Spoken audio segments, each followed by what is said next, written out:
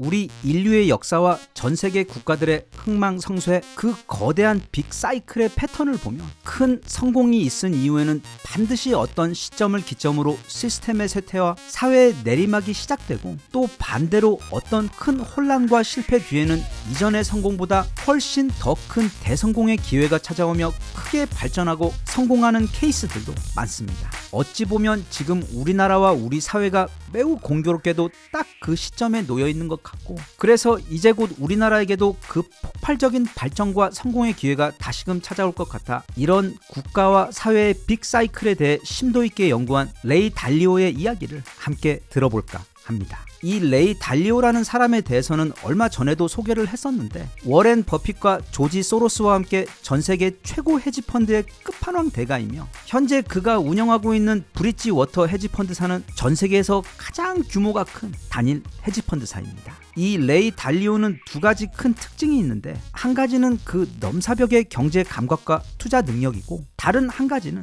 전 세계인들 모두가 최소한의 거시 경제 교육과 또 금융 지식을 교육받아 안전하고 풍요로운 삶을 살아갈 수 있도록 돕기 위해 자신이 그동안 공부한 인문학과 경제의 지식을 우리 같은 평범한 일반 사람들에게도 알리기 위해 부단히 노력하는 사람이라는 점입니다. 그래서 그가 쓴 대표적인 책들, 예를 들면 지난 2017년에 나온 원칙과 이후 2021년에 쓴 변화하는 세계 질서의 경우 아마존과 뉴욕 타임즈 등에서 단지 베스트셀러만 된 것이 아닌 500만 권 이상 팔리며 굉장히 오랫동안 1위 자리에 올라 있었으며, 또 그 내용을 영상으로 만들어 자신의 유튜브 채널에 올린 정말 집중력이라고는 1도 없는 7살짜리 저희 조카도 쉽게 이해할 수 있을 정도로 아주 예쁜 애니메이션으로 만든 유튜브 영상들은 현재 조회수가 거의 3억 회를 앞두고 있을 정도로 커다란 인기를 끌고 있고, 또 그만큼 많은 사람들에게 도움을 주고 있습니다. 여기 시간이 없으신 분들을 위해 그 귀중한 레이 달리오 두 권의 책 내용을 핵심만 아주 짧게 요약을 해보자면 대략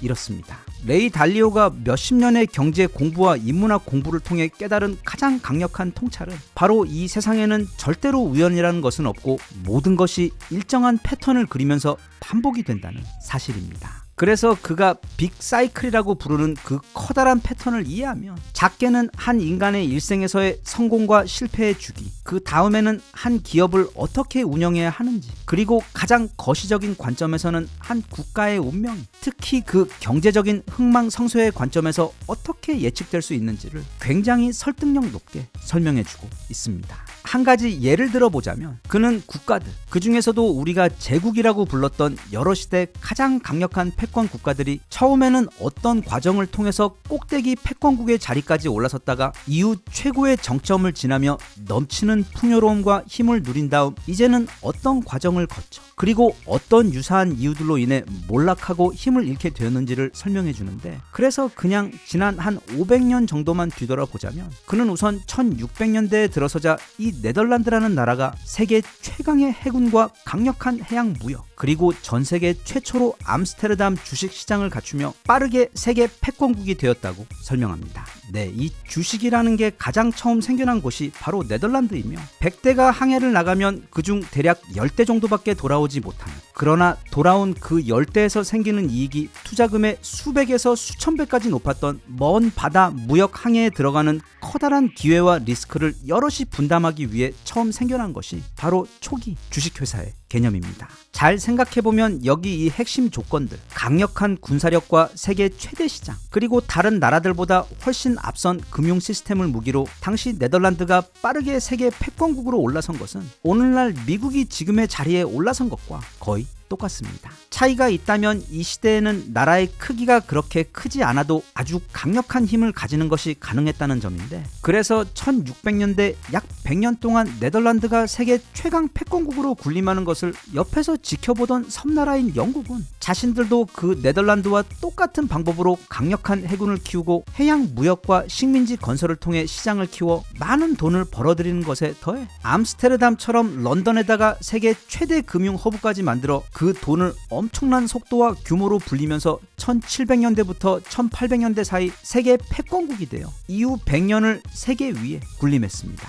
하지만 그렇게 지지 않는 해라고 불렀던 영국조차 서서히 몰락을 맞게 되었고, 이제는 그 영국의 먼 마당 멀티였던 미국이 같은 방식으로 세계 최강의 군사력을 바탕으로 한 힘과 또 미국 월가에다 만든 넘사벽 규모의 세계 최대 금융본부, 거기다가 또 자국의 돈을 세계 기축통화로까지 만들어 버리면서 오늘날까지 전 세계 최강 패권국으로 군림을 해오고 있습니다. 그런데 지금 그런 미국도 이제는 자신들이 그 다음 네 번째 패권국이 되겠다며 지금 약 40년 동안 경제와 금융 그리고 군사력에서 급속도로 성장하며 따라붙고 있는 중국의 부상으로 인해 크게 흔들리면서 앞서 네덜란드와 영국이 거쳤던 거의 동일한 과정을 거쳐 쇠퇴의 조짐을 보이고 있다고 레이 달리오는 설명하고 있습니다. 대신 이 중국이라는 나라는 물론 경제와 군사력의 규모가 어마어마하고 또 인구수도 압도적으로 많기는 하지만 내부적으로 너무 많은 문제와 명확한 한계점을 가지고 있기 때문에 레이 달리오는 실제로 중국이 미국을 넘어서며 세계 패권국이 될 확률은 극히 낮은 것으로 내다보고는 있지만, 대신 그런 중국의 위협이 미국을 흔들어 미국이 이제 패권국의 정점을 지나 쇠퇴의 사이클로 들어서게 만들 수도 있다고 보고 있고, 또 최근 상황을 보면 그 관점은 크게 설득력을 가집니다. 이렇게 약 500년을 아우르는 긴 시야로 세계 패권국들의 부상과 몰락을 면밀하게 살펴본 그는 그럼 도대체 어떤 이유로 한 국가는 갑자기 강력한 패권국으로 부상하고 또 그 국가들은 어떤 이유로 이후 몰락하게 되는지 그 이유를 분석합니다. 그가 볼 때 한 국가가 빠르게 최강대국으로 부상하는 데에는 가장 기본적으로 강력한 군사력이 있습니다. 이게 없으면 나머지 다른 이유들이 아무리 많아도 마치 종이 카드로 지은 집처럼 모든 게 한 방에 날아갈 수 있기 때문에 군사력이야말로 그 제국의 토대가 되어주는 가장 기본적이면서도 강력해야 하는 기둥입니다. 그 다음에는 바로 혁신이 있는데, 잘 생각해보면 네덜란드의 경우도 전 세계에서 최초로 이 금융이라는 개념을 개발하고 무기화하여 단지 강력한 해군을 통해 식민지 국가들을 착취하는 것뿐 아니라 그렇게 쌓은 부를 엄청나게 빠르게 불렸고, 또 그 금융 기법으로 자신들의 식민지들로부터 추가적으로 많은 부를 뽑아낼 수 있었습니다. 그리고 영국의 경우는 이미 네덜란드를 벤치마킹한 강력한 금융 무기가 있었던 상태에서 이제는 산업혁명이라고 불리는 혁신, 즉 증기의 힘을 사용한 당시로서는 최첨단 테크놀로지를 활용한 제조업 산업 육성과 또 애덤 스미스가 국부론에서 주창한 그 혁신적인 분업의 힘을 결합하여 단숨에 지구 최강의 제조업 국가로 부상했습니다. 그러니까 당시 영국은 세계 최강 해군에다 세계 최강 금융 능력, 또 수많은 식민지에 더해 거의 가장 먼저 자본주의 사회로 진입한 데 더해 산업혁명으로 인해 전 세계에서 가장 크고 강력한 제조업 산업까지 갖추고 있었기 때문에 아주 오랫동안 세계 패권국이 될 수밖에 없었습니다. 하지만 지금은 그 모든 영광이 미국에게로 넘어간 지 벌써 70년도 더 됩니다. 미국의 경우 네덜란드가 금융혁신 그리고 영국이 산업혁명을 일으켰던 것처럼 실리콘밸리에서 기술혁명을 일으키며 그걸 무기로 삼아 전 세계 패권국이 된 상황입니다.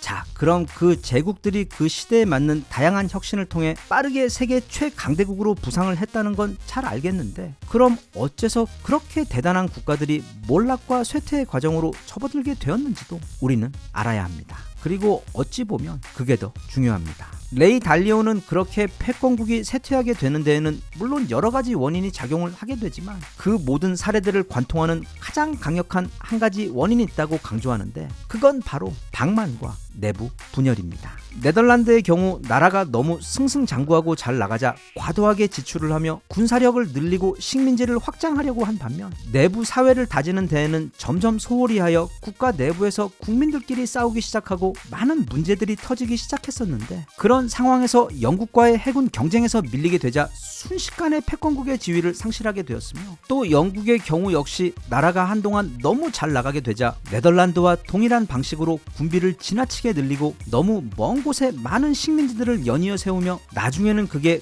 관리가 제대로 되지 않고 돈만 들어가는 경우가 많아진 상태에서 그 식민지 중 한 곳이었던 미국의 국민들을 너무도 심하게 억누르고 쥐어짜는 바람에 결국 미국이라는 강력한 나라가 탄생하게 만드는 단초를 스스로 제공하게 된 것에 더해 이즈음 나라의 내부 정치와 살림도 이미 너무 부실하고 각종 사회보장 제도들도 거의 무너지기 시작하여 국민들의 단결력 또한 상당히 훼손된 상태에서 갑자기 두 번의 세계대전을 그 중심에서 겪게 되며 국가 재정이 거의 파산 상태에 이르게 되며 그렇게 제2차 세계대전이 끝날 무렵 이미 영국은 더 이상 패권국이 아니게 되었습니다. 그리고 미국의 경우 역시 기축통화인 달러의 힘에 너무 기댄 정책 때문에 천문학적인 부채가 쌓이며 부담이 된 상태에서 지난 2019년 말 찾아온 역대급 팬데믹의 직격탄을 맞아 오늘날까지도 완전하게 회복이 되지 못하며 심각한 인플레이션으로 고생을 하고 있는 데다 무엇보다 여기에 더해 트럼프 1기 시기부터 본격적으로 시작된 미국 내 극심한 정치 양극화와 사회 분열로 인해 미국인들이 단결된 힘을 쓰지 못하고 있던 혼란스러운 상황에서 이제 중국의 위협까지 닥치게 되며 만약 미국이 여기에 제대로 대응을 하지 못할 경우 이후 미국은 과거 제국들이 쇠퇴의 과정으로 들어서던 그와 똑같은 길목에 들어설 수 있다고 레이 달리오는 우려했습니다. 다시 한번 정리를 하자면 레이 달리오는 자신의 책들을 통해 반복적으로 어떤 빅사이클에 대해 강조합니다. 한 국가가 발전을 시작하는 경우 처음에는 강력한 리더십을 가진 누군가가 나타나 국민들 전체를 단결시키고 사회 각 분야가 부패 없이 성실하게 노력하며 또 거기서 필연적으로 어떤 대단한 혁신까지 이루어지게 되며 그렇게 한 국가는 빠른 성장을 거쳐 강대국으로 올라서게 되는데 그렇게 그 성공의 정점에 서게 되면 서서히 그 정부와 사회의 각 분야들에서는 점점 사람들이 일을 열심히 하지 않게 되고 또 사회의 각 분야들에 대해 덜 신경 쓰고 관리도 하지 않게 되면서 부패가 만연하게 되며 또 그 부패로 인해 사회 구성원들 대부분이 납득하지 못할 힘과 부의 격차가 극심하게 생기게 되면서 내부적으로 이런저런 갈등과 분열이 심화된 상황에서 나라의 부채는 늘어가고 생산성은 떨어지며 그렇게 나라의 기초 펀디멘탈이 매우 허약해진 상황에서 갑자기 그게 전쟁이든 아니면 팬데믹이든 어떤 사건이 발생하게 되면 그땐 정말 순식간에 전 세계에서 가장 강력한 국가도 몰락의 길로 접어들 수 있으며 또 실제로 많은 국가들이 그와 같은 똑같은 과정을 겪으며 성공과 몰락의 빅사이클을 거쳐갔다는 것이 레이 달리오의 통찰입니다. 이 영상은 원래 이제 막 전 세계에 출간된 레이 달리오의 신간인 빅사이클을 소개하는 영상이긴 한데 빅사이클의 경우 주로 국가의 부채 그리고 그것이 한 국가의 흥망성쇠에 있어 어떤 중요한 원인 및 평가 기준점이 될 수 있는지를 세밀하게 조명한 책인 반면 개인적으로 레이 달리오의 이전 책들을 아주 즐겁게 모두 읽어본 사람으로서 이 신간 빅사이클을 읽기 전에 또는 그것과 함께 레이 달리오의 이전 책들인 원칙과 변화하는 세계 질서를 꼭 읽어보시라고 추천하고 싶습니다. 좀 더 세부적으로 보자면 원칙의 경우 레이 달리오가 자신의 삶을 돌아보며 파산 직전까지 갔다가 그 벼랑 끝에서 오늘날의 자신까지 다시 재기한 과정을 설명하며 어떻게 하면 인생의 실패를 무기로 삼아 무너지지 않고 성공할 수 있는지에 대해 조언해주는 책입니다. 그래서 책에서는 두 가지 종류의 원칙들 첫째는 성공적이고 개인적인 인생을 살기 위한 인생의 원칙들과 두 번째는 어떻게 하면 성공적인 회사를 운영할 수 있는지에 대한 일의 원칙들에 대해 절대 다른 곳에서는 들을 수 없는 귀한 지식들을 나누고 있기 때문에 자기개발 및 기본적인 기업 운영에 대한 기초를 배우고 싶으신 분들은 그 기본을 쌓기에 매우 좋은 책이고 한편 변화하는 세계 질서의 경우 좀 더 거시적인 관점에서 지난 약 500년 동안의 세계 역사 그 중에서도 경제와 한 국가의 흥망성쇠를 다룬 아주 잘 쓰여진 일종의 국제 경제 역사서입니다. 참고로 이 영상 앞에 소개한 과거와 현재 강대국 관련 이야기들은 거의 모든 내용이 이 변화하는 세계 질서에서 매우 디테일하게 다루고 있는 주제들입니다. 결국 한 국가를 튼튼하게 만들고 발전과 성공을 하게 만드는 것은 혁신이며 그 혁신은 국민들과 사회의 역량이 잘 단결하여 힘을 발휘했을 때 일어나는 귀한 선물입니다. 반대로 잘 나가던 국가가 망가지고 몰락을 하게 되는 가장 큰 원인은 바로 국민들과 사회가 극심하게 분열하고 단결하지 못하게 되어 결국 그 단결의 힘을 발휘하지 못하게 될 때 생기는 필연적인 결과이기 때문에 이제 내일 그 결과가 어떻게 될지는 모르지만 이제 하루면 시작되게 될 우리 대한민국의 새로운 미래에는 다른 그 무엇보다 우리 국민들이 다시 화해하고 단결할 수 있도록 그렇게 우리 모두를 하나로 똘똘 뭉쳐줄 수 있는 사람이 이 나라의 운전대를 잡게 되었습니다. 되었으면 좋겠으며, 그래서 이제 우리 국민들도 다 함께 그 사이 멈추거나 완전히 망가져버린 우리 사회의 많은 부분들을 신속히 복구하고 재정비하여 과거 IMF 때에도 한번 확실하게 보여주었던 것처럼 한번 제대로 각성하고 뭉치면 정말로 무섭고 아무도 못 말리며, 또 재난과 국난 직후에 더욱더 초인적인 괴력을 발휘하며 폭발 성장하는 우리나라와 우리 국민들의 종특, 우리 한민족 그 단결의 알고리즘이 다시 또 발동하여 올해부터는 다시금 세계 최고 강대국으로 향한 그 멋진 도전을 하루빨리 전속력으로 다시 이어갈 수 있었으면 좋겠습니다.